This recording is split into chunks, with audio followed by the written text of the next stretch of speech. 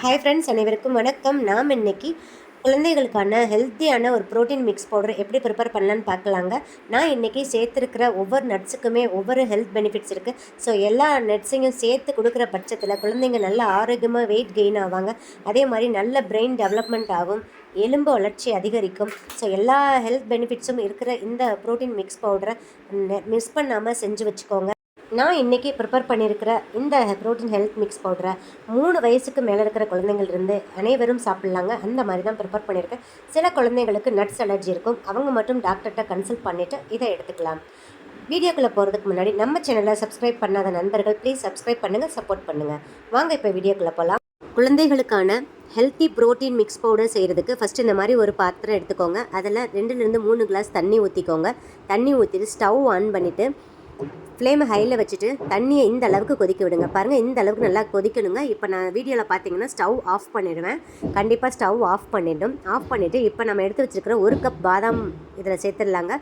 இது 100 கிராம் இருக்கும். இதில் சேர்த்து விட்டுட்டு கரண்டியை வச்சுட்டு 1 நிமிஷத்துக்கு இந்த மாதிரி மிக்ஸ் பண்ணி விட்டுருங்க.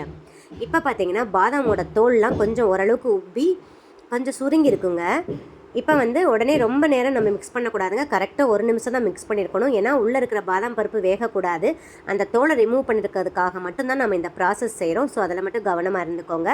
ஸ்டவ் கண்டிப்பாக ஆஃப் பண்ணியிருக்கணும். 1 நிமிஷத்துக்கு தான் மிக்ஸ் பண்ணணும். அதோட தோல் சுருங்கி நல்லா உப்பி சுருங்குங்க. அதாங்க உங்களுக்கு டிப்ஸு. இப்போ இதை நம்ம தண்ணியை வடிகட்டிடலாங்க. இந்த மாதிரி ஒரு வடிகட்டியை வச்சுட்டு தண்ணியை ட்ரெயின் அவுட் பண்ணிடுங்க. இப்போ இந்த பாதாமை இந்த மாதிரி ப்ரெஸ் பண்ணிங்கன்னா அதோட தோல் ரிமூவ் ஆயிருங்க. இப்போ நம்ம அதிக அளவு குவான்டிட்டி எடுத்துருக்கிறதுனால ஒவ்வொரு பாதாமாக நம்ம இந்த மாதிரி ப்ரெஸ் பண்ணிகிட்டு இருக்க முடியாது. அதனால் இந்த மாதிரி ஒரு க்ளீன் கிளாத் எடுத்துக்கோங்க. அதில் நம்ம எடுத்து வச்சுருக்கிற பாதாமை சேர்த்துட்டு இப்போ பார்த்திங்கன்னா ஒரு மூட்டையாக கட்டிக்கோங்க. இப்போ நம்ம பார்த்திங்கன்னா கையினை இந்த இடத்துல வச்சு நல்லா எப்படி அழுத்தம் கொடுத்துருங்க.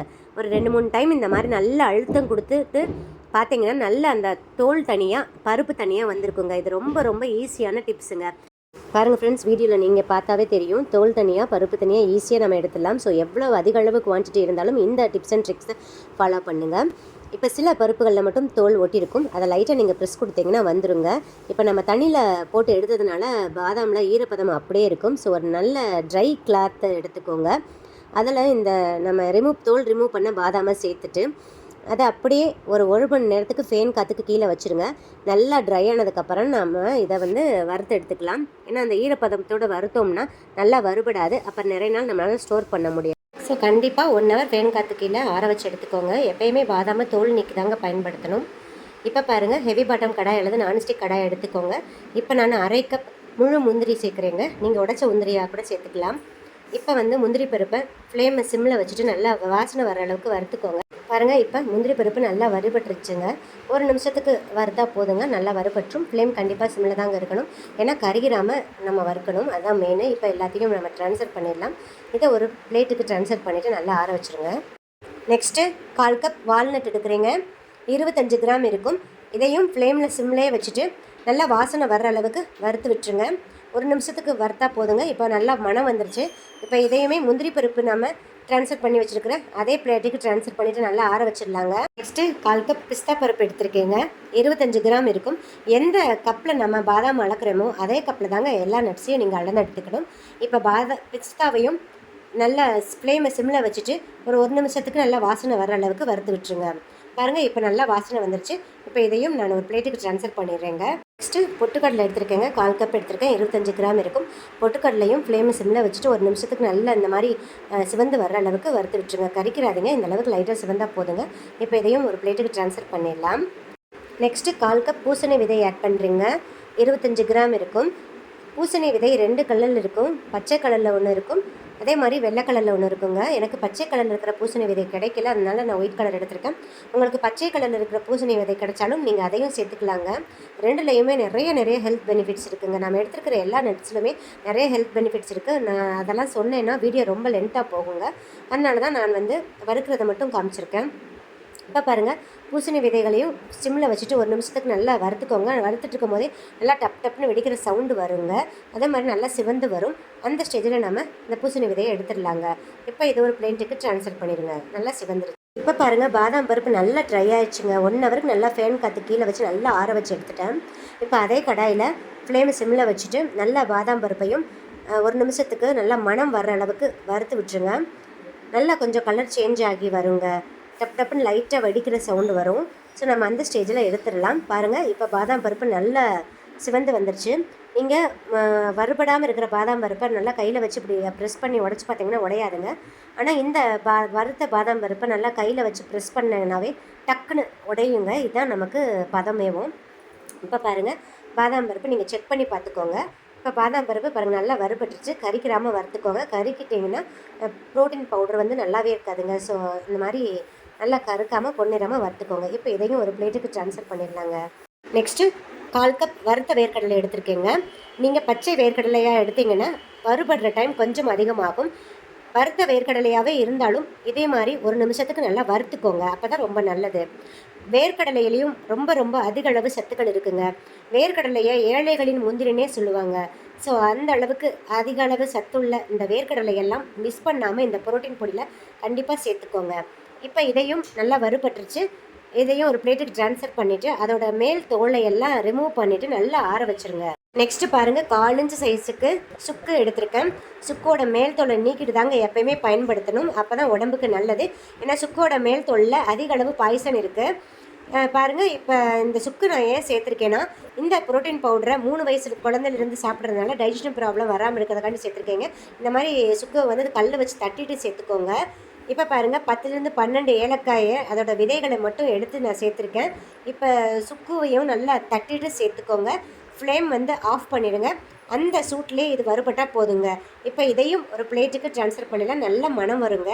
இப்போ நீங்கள் அந்த ஏலக்காயும் இந்த சுக்கும் வறுக்கும் போது நல்ல மணம் வரும். இப்போ நம்ம ஒரு பிளேட்டுக்கு ட்ரான்ஸ்ஃபர் பண்ணிடலாம்.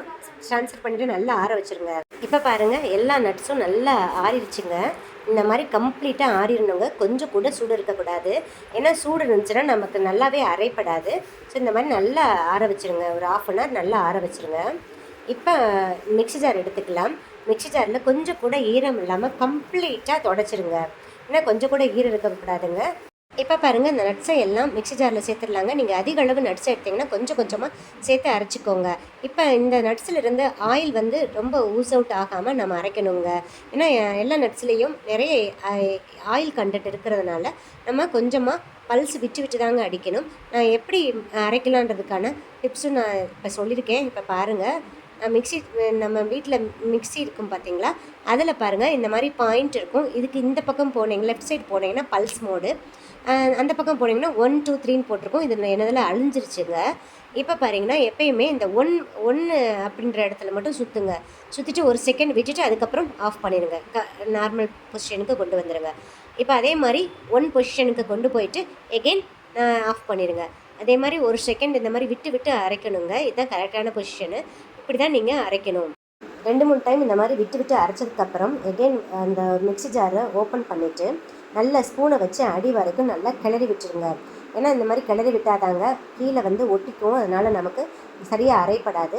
இந்த மாதிரி நல்ல ஸ்பூனை வச்சு நல்லா கிளறி கொடுத்து 2 3 டைம் நான் எகெயின் சொன்ன மாதிரி விட்டு விட்டு அரைச்சிட்டு வந்துடுங்க. இப்போ நான் இது கூடயே 1/4 டீஸ்பூன் மஞ்சள் தூள் சேர்க்குறேங்க. மஞ்சள் தூள் சேர்த்துட்டு 2 டைம் அரைச்சிட்டு வந்து காமிக்கிறேன். இப்போ பாருங்கள், நல்லா உதிரியாக இருக்குது. எண்ணெய் கொஞ்சம் கூட பிரிஞ்சு விடலைங்க. இந்த மாதிரி நான் சொன்ன டிப்ஸை ஃபாலோ பண்ணி எப்படி அரைக்கணுமோ அந்த மாதிரி அரைச்சிக்கோங்க. பாருங்கள், இந்த பவுடரோட டெக்ஸ்சர் இப்படி தாங்க இருக்கும்.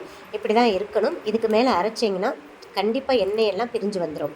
இந்த பவுடர் தொடுறதுக்கு நல்லா அப்படியே சாஃப்டாக இருக்குங்க. தொட்டு பார்த்தாவே நீங்கள் ஃபீல் பண்ணுவீங்க. இப்போ நான் கொஞ்சமாக குங்குமப்பூ சேர்த்துக்கிறேங்க. குங்குமப்பூ முழுக்க ஆப்ஷனல் தாங்க. உங்கள் விருப்பப்பட்டால் சேர்த்துக்கலாம், இல்லாட்டி அவாய்ட் பண்ணிக்கலாம். இப்போ நான் குங்குமப்பூ சேர்த்துட்டு நல்லா மிக்ஸ் பண்ணிவிட்டு நல்ல ஒரு ஏர்டைட் கண்டெய்னரில் க்ளோஸ் பண்ணி நம்ம ஃப்ரிட்ஜில் வச்சுக்கலாங்க. 1 மாதம் ஆனாலும் கிடாது. எவ்ரி மந்த் ஃப்ரெஷ்ஷாக செய்கிற மாதிரி பார்த்துக்கோங்க. இதில் கொஞ்சம் கூட ஈரப்படக்கூடாதுங்க. நீங்கள் எடுக்கிற ஸ்பூன்லேயும் கொஞ்சம் கூட ஈரம் இருக்கக்கூடாது. அதெல்லாம் கவனமாக எடுத்துக்கோங்க. அப்புறம் பூஞ்சை பிடிச்சிடும். ஸோ நம்ம செஞ்ச பவுடர் எல்லாம் சுத்தமாக வேஸ்ட் ஆயிருங்க. ஸோ அதில் கவனமாக இருந்துக்கோங்க. நெக்ஸ்ட் நம்ம இதை எப்படி பாலில் மிக்ஸ் பண்ணலான்னு பார்த்துடலாம். இன்றைக்கி நான் 200 ml பால் எடுத்திருக்கேங்க. 2 பேர் குடிக்கிற அளவு எடுத்திருக்கேன். இப்போ பால் பொங்கிருச்சு. சிம்மில் வச்சுட்டு நம்ம செஞ்சு வச்சுருக்கிற ப்ரோட்டீன் பவுடர்லேருந்து 2 டேபிள் ஸ்பூன்ஸ் எடுத்து போடுறேங்க. இப்போ வந்து ஃப்ளேம் சிம்லேயே இருக்கட்டும். இப்போ கரண்டி வச்சுட்டு இந்த மாதிரி 1 நிமிஷத்துக்கு நல்லா மிக்ஸ் பண்ணிக்கோங்க. நான் இதில் நாட்டு சக்கரை சேர்க்குறதுனால ஒயிட் சுகர் எதுவுமே போடலைங்க. நீங்கள் ஒயிட் சுகர் சேர்க்குறதா இருந்தால் ஃபஸ்ட்டு மிக்சியில் அரைப்படும் போதே நீங்கள் ஒயிட் சுகர் சேர்த்து நல்லா அரைச்சிக்கலாங்க. பனங்கல்கண்டு சேர்க்குறதா இருந்தாலும் மிக்சியில் போட்டு நீங்கள் அரைச்சிக்கலாங்க. அந்த நட்ஸ்லாம் போடுறச்சையே நீங்கள் பனங்கல்கண்டையும் சேர்த்து போட்டு அரைச்சிக்கலாம். நாட்டு சர்க்கரை சேர்க்குறதுனால லாஸ்ட்டில் தாங்க சேர்க்க போகிறேன். இப்போ பாருங்கள், நல்லா மிக்ஸ் பண்ணியாச்சு. மிக்ஸ் பண்ணிவிட்டு நல்லா நான் அதை கொஞ்சமாக ஆற வச்சிடுறேங்க. ஏன்னா கொதிக்க கொதிக்க நம்ம இந்த பாலை வந்து நாட்டு சர்க்கரையில் ஊற்ற முடியாது, ஏன்னா பால் திரிஞ்சு போயிடும்.